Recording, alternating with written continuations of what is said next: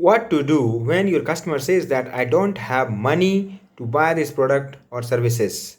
See, if you are a person who is having the scarcity mindset, who feels that earning money is very difficult, money is available in very small quantity, and it is not possible to earn money in a quickest possible of time. If you have that kind of mindset, you will find very difficult to handle this kind of objection. But if you feel that if your products or services are having very high value and customer is paying very small amount for that high value, then you will do whatever it takes to convince the customer.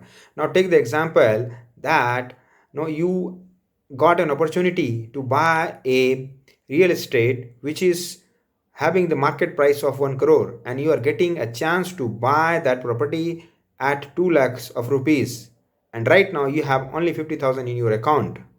But you are damn sure that if you get that property at 2 lakh and this offer is valid for only today and it is a very genuine offer what you are getting, so what you will do, you will do whatever it takes, beg, borrow and steal, whatever it is required, you will do that and you will arrange that 2 lakhs rupees, because you know even in worst scenario if you sell that property you are going to get 25 lakhs. So it is a very high value deal which you are getting the opportunity.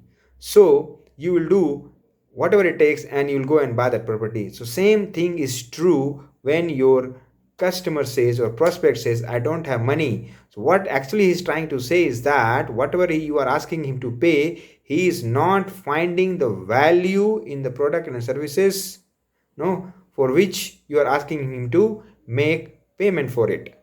But if he finds the value is 10 times than what he is going to pay, it may not be in terms of monetary, but in terms of emotional attachment, in terms of owning the product, status value. So that's how anyone makes decision and finds money. Nobody, no, in middle class, they go and pay in cash while buying for the car, but they go and buy it most of the time to have a status symbol. And they buy a nice car many times more than what they can afford in general if they have to buy in cash.